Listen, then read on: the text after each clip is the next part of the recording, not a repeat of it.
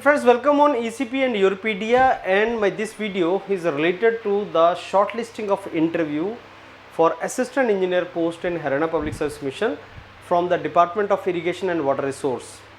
अगर आपका नाम उस लिस्ट में है जो बुलाया गया है फॉर इंटरव्यू असिस्टेंट इंजीनियर, तो आपको हरियाणा के बारे में कुछ इन्फॉर्मेशन एंड नॉलेज रिक्वायर्ड है। कौन सी नॉलेज आपको रिक्वायर्ड है? नंबर 1, हरियाणा में जो लेटेस्ट न्यूज़ हैं। अगर मैं कुछ न्यूज़ की बात करूं जो आज मैं कवर करने वाला हूं, जैसे अभी हरियाणा में इलेक्शंस हुए हैं, government third time BJP government आई है। कांग्रेस, बीजेपी, नेशनल लोकदल, ऐसे कुछ जो पॉलिटिकल पार्टीज़ हैं, उनको कितने वोट मिले, कितना शेयर है उनका, कितने उनके एमएलए इलेक्ट हुए हैं और कौन सी कंस्टिट्यूएंसी किसको बिलोंग करती है। जैसे खत्तर साहब थे, वो अब सेंट्रल मिनिस्टर हैं, वो कौन सी कंस्टिट्यूएंसी से एमपी हैं, या जो भी कितने एमपीस हैं, कितने राज्यसभा के एमपी हैं, कितने लोकसभा के एमपी हैं। तो इलेक्शन से रिलेटेड इन्फॉर्मेशन।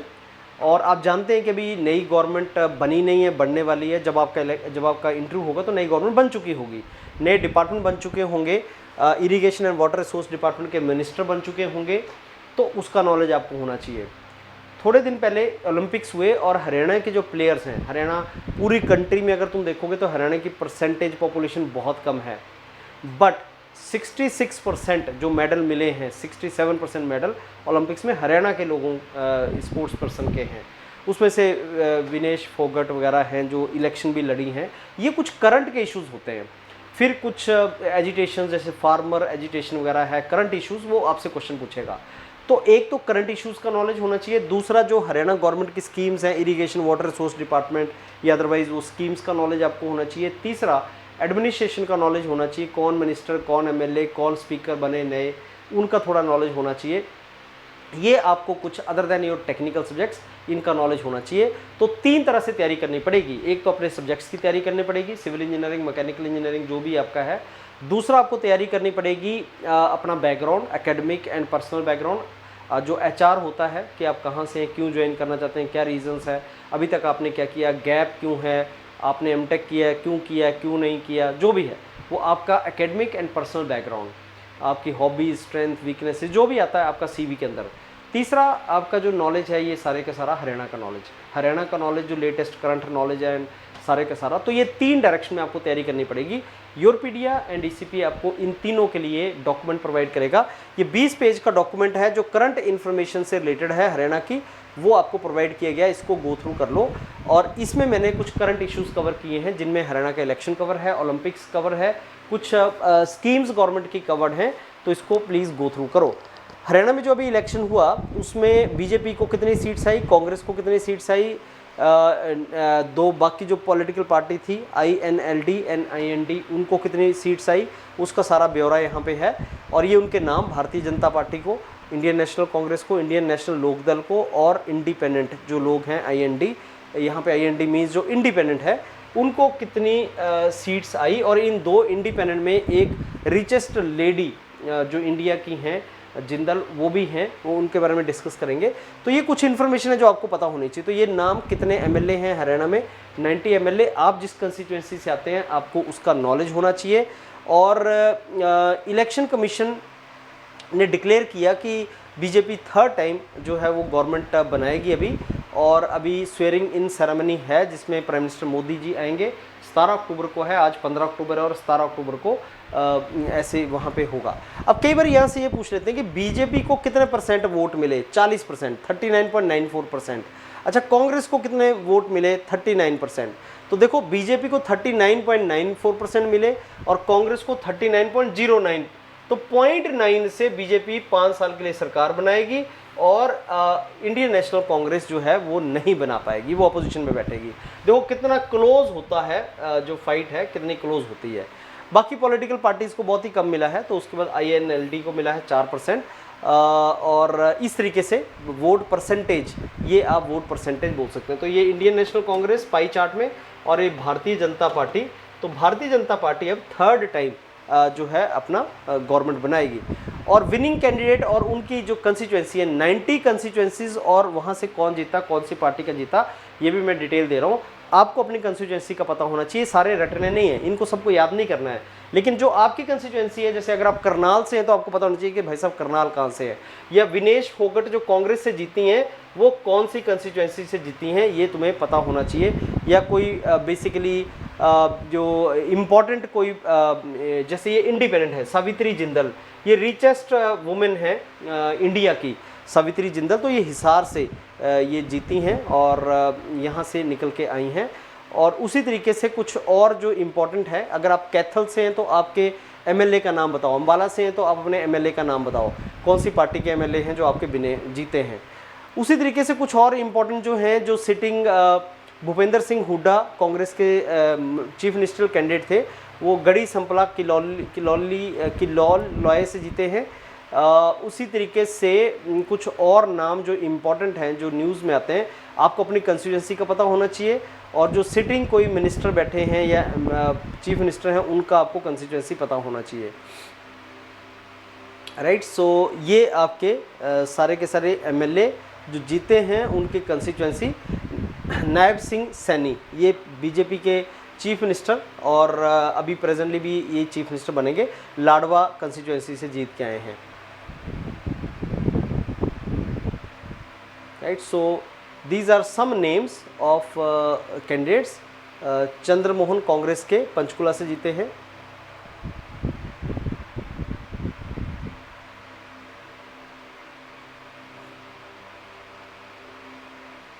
अगर आप पानीपत से हैं तो आपको पता होना चाहिए पानीपत में कौन जीते हैं। तो ये 90 कैंडिडेट्स की लिस्ट है, आपने सबकी रटनी नहीं है, लेकिन आपको पता होना चाहिए कि मेरी कंस्टिट्यूंसी से कौन है। अब विनेश फोगट जो हैं और भूपेंद्र सिंह हुड्डा, वो दोनों जीत गए हैं। विनेश फोगट अभी ओलंपिक्स में इनको गोल्ड या सिल्वर मेडल मिल सकता था, लेकिन 50 kg के जो रिस्ट्रिक्शन था वो इन्होंने ब्रीच किया था, तो इनको डिस्क्वालीफाई कर दिया गया था। और ये रेसलर हैं, जुलाना कंस्टिट्यूएंसी से ये जीती हैं अभी। नायब सिंह सैनी लाडवा कंस्टिट्यूएंसी से जीते, और भारतीय जनता पार्टी तीसरी बार सरकार बनाएगी। और रीज़न उसका भारतीय जनता पार्टी के जीतने का जो बताया जा रहा है, non Jat, non Muslim, other backward caste सारा वोट इनकी तरफ चला गया। कई बार ये इंटरव्यू में पूछता है, जो मैं आपको इन्फॉर्मेशन दे रहा हूँ, ये इंटरव्यू में पूछता है कि क्या लगता है आपको बीजेपी को कितना % वोट मिला और बीजेपी क्यों जीती है, जो थर्ड टाइम कैसे जीत गई बीजेपी, क्या लगता है, पूछ सकते हो आपसे इंटरव्यू में। चौटाला जो हैं, दुष्यंत सिंह चौटाला, और जननायक जनता पार्टी थी उनकी, फाउंडर हैं उनके, वो हार गए हैं। और ये जो deputy prime minister Devilal ji हैं उनके ग्रेट ग्रैंडसन हैं ये। बीजेपी सावित्री जिंदल और देवेंद्र कादियान जो है वो फॉर्मर बीजेपी लीडर थे, जिन्होंने इंडिपेंडेंटली लड़ा, and they have won there this thing. अब स्वेयरिंग इन सेरेमनी 17 अक्टूबर को होनी है। और हरियाणा के चीफ इलेक्टोरल ऑफिसर का नाम है श्री पंकज अग्रवाल, वो एक IAS अधिकारी होते हैं। उन्होंने सारा डिटेल जो है ये राजभवन में गवर्नर श्री बंदारू दत्तात्रेय को दिया है, और उन्होंने सारा ये सबमिट किया है। कई बार गवर्नर के बारे में पूछ लेते हैं कि गवर्नर कहाँ से हैं, क्या उनका बैकग्राउंड है। सोशियो कल्चरल एक्टिविटीज़ में वो इन्वॉल्व रहे हैं बहुत ज़्यादा, और वो RSS के बहुत ज़्यादा एक कनेक्टेड रहे हैं RSS के साथ। वो काफ़ी अच्छा उन्होंने एक्टिविटीज़ किया है सोशल कल्चरल एक्टिविटीज़ में, ये उनका बैकग्राउंड है। लोकसभा के कितने MP हैं, 10 MP हैं लोकसभा के हरियाणा से, उनके नाम आपको पता होने चाहिए और कहाँ से हैं वो पता होना चाहिए। करनाल से मनोहर लाल खट्टर हैं और वो एक मिनिस्टर भी हैं। और आप इसमें देखेंगे कि हरियाणा वैसे तो 10 ही MP हैं, लेकिन हरियाणा में जो मिनिस्टर हैं, सेंट्रल मिनिस्टर, वो एक राव इंद्रजीत सिंह भी हैं और मनोहर लाल जी भी हैं, और आई थिंक एक और मिनिस्टर हैं। इनके 3 मिनिस्टर सेंट्रल मिनिस्टर हैं जो प्रेजेंटली अभी जो इलेक्शन हुए थे उसमें फ्रेंड्स, इंडियन नेशनल कांग्रेस के MP कितने हैं, कांग्रेस के और बीजेपी के MP कितने हैं, ये थोड़ा सा नॉलेज आपको होना चाहिए। और राज्यसभा में जो हैं 5 हैं। तो राज्यसभा 6 साल के लिए एक MP चूज़ किया जाता है, लोकसभा में 5 साल के लिए चूज़ किया जाता है, और 6 साल के लिए इनका टेन्योर यहाँ पे मेंशन है, कब टर्म स्टार्ट हुई है और कब टर्म इनकी कंप्लीट होनी है। तो ये अकॉर्डिंगली इनका टर्म यहाँ पे मेंशन है। तो ये 24 है तो ये 30 होगा, 6 साल के लिए होता है। ये थोड़ा सा आप देख लेना, ये 24 लिखा है तो 26 या 20 होगा तो 26 है। ये थोड़ा किरण चौधरी जी का आप एक बार चेक करना पड़ेगा इसमें जो मेंशन है। हरियाणा के 3 यूनियन मिनिस्टर हैं, मनोहर लाल खट्टर, राव इंद्रजीत सिंह एंड कृष्ण पाल गुर्जर। तो कृष्ण पाल गुर्जर जो हैं वो आपके यहाँ पे आई डोंट नो वो राज्यसभा में हैं। कृष्ण पाल गुर्जर जी का जो नाम है, हाँ कृष्ण पाल भी एमपी हैं लोकसभा के। तो कृष्ण पाल जी और ये आपके मनोहर लाल खट्टर और राव इंद्रजीत, ये 3 सेंट्रल मिनिस्टर हरियाणा से हैं। और इनकी मिनिस्ट्री कौन सी है? Manohar Lal Khattar minister of power हैं और हाउसिंग एंड अर्बन अफेयर के मिनिस्टर हैं, करनाल से आते हैं। और Rao Inderjit Singh minister of planning, minister of statistics and program implementation है, गुरुग्राम से आते हैं। और कृष्ण लाल गुर्जर जो है minister of state for power and heavy industries, ये फरीदाबाद से आते हैं। तो ये तीनों एमपी बीजेपी के मिनिस्टर हैं। छोटी स्टेट है, 10 एमपी हैं, लेकिन उसमें से 3 सेंट्रल मिनिस्टर बने हुए हैं। तो उसका एक रीज़न शायद हरियाणा का इलेक्शन भी था। हरियाणा के बारे में थोड़ी सी नॉलेज, 22 डिस्ट्रिक्ट है इसमें, और एरिया कितना है, पॉपुलेशन कितना है, लिटरेसी रेट कितना है, ये कई बार आपको पता होना चाहिए कि कितने ब्लॉक्स हैं, कितने विलेजेस हैं, कई बार वो पूछ लेता है, तो आपको इसका आइडिया होना चाहिए।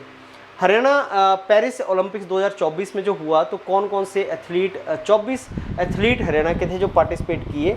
और नीरज चोपड़ा को सिल्वर मिला, मनु भाकर को 2 ब्रॉन्ज मेडल मिले हैं, अमित पंगाल बॉक्सिंग स्टार हैं, किरण पहल हैं, कुछ को मिला है कुछ को नहीं मिला, जैसे नीरज चोपड़ा, मनु भाकर, इनको मिला है। कुछ को नहीं मिला है जो गए पार्टिसिपेट किया लेकिन उनको नहीं मिला। अमन सहरावत को रेसलर है जिनको ब्रॉन्ज मिला है। और कुछ हॉकी में प्लेयर थे, हॉकी में भी हमें मेडल मिला है। तो ये हरियाणा के प्लेयर हैं जो ओलंपिक्स में जिनको कुछ ना कुछ मिला है और जिन्होंने अच्छा परफॉर्म किया। 24 प्लेयर्स वहाँ पे गए थे। हरियाणा वैसे तो 2% है पॉपुलेशन का इंडिया की, लेकिन जितने मेडल मिले उनमें 67% मेडल हरियाणा को मिले। तो स्पोर्ट्स में काफ़ी अच्छा नाम है हरियाणा का।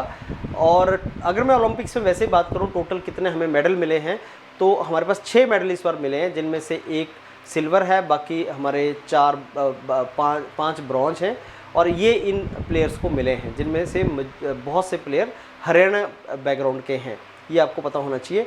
विनेश फोगट के साथ अनफॉर्चुनेट पार्ट हुआ था, उनको फाइनल अपना सारा लेकिन वो नहीं उसमें कर पाई बिकॉज वो 100 ग्राम से उनका ओवरवेट हो गया था। तो ये उनके साथ जो था एक प्रॉब्लम आई थी। और कुछ प्रोमिनेंट प्लेयर जो है हरियाणा के, वो साक्षी मलिक, ममता खराब एंड सैना नेहवाल हैं।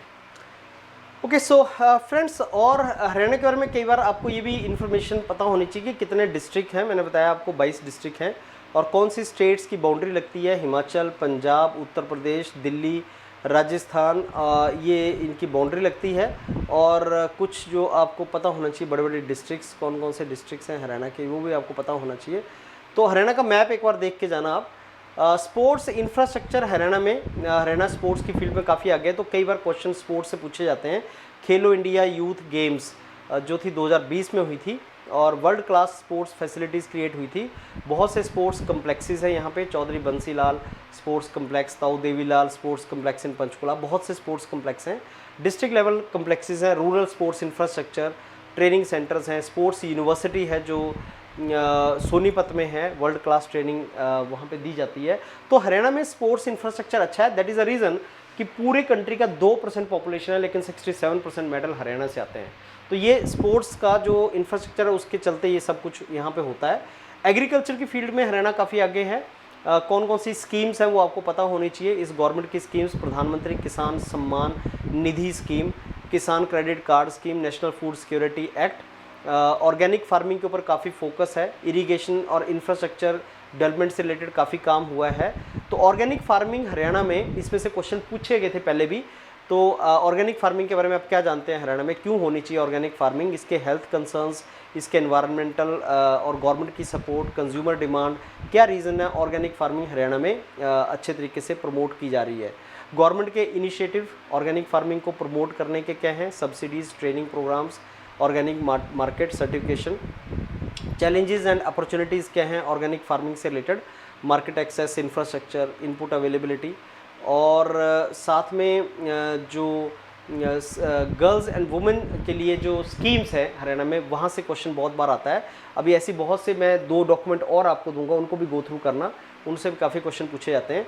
जैसे एजुकेशन एंड स्किल डेवलपमेंट की कौन सी स्कीम्स हैं वुमेन की या गर्ल चाइल्ड की, मुख्यमंत्री कन्या संबाल योजना, मुख्यमंत्री कन्या संभाल योजना पोस्ट मैट्रिक, मुख्यमंत्री कौशल्या संभाल योजना। तो ये सारी की सारी जो आपकी स्कीम्स हैं, जो मुख्यमंत्री मतलब स्टेट की अपनी स्कीम्स हैं, बेटी बचाओ बेटी पढ़ाओ तो है ही, वो सेंट्रल गवर्नमेंट की है, लेकिन स्टेट गवर्नमेंट की हेल्थ एंड न्यूट्रिशन से रिलेटेड स्कीम्स, सोशल सिक्योरिटी से रिलेटेड स्कीम्स और कुछ schemes, so women and girl child से रिलेटेड स्कीम्स, स्पोर्ट्स से रिलेटेड, एग्रीकल्चर से रिलेटेड, ये इन्फॉर्मेशन काफ़ी ज़्यादा इंपॉर्टेंट होती है। अग्निवीर एक बहुत इंपॉर्टेंट करंट इश्यूज है, तो Paris Olympics, Agniveer, farmer protest and जो इलेक्शंस हैं, ये बहुत ज़्यादा इंपॉर्टेंट न्यूज़ हैं जो इंटरव्यू में पूछी जा सकती हैं। अग्निवीर स्कीम है क्या? 25% जो रिक्रूटर है उनको रिटेन किया जाता है, 4 साल के लिए फिक्स टेन्योर के लिए अग्निवीर बनाया जाता है। बहुत सा यूथ हरियाणा का अग्निवीर में या आर्मी में जाना चाहता है।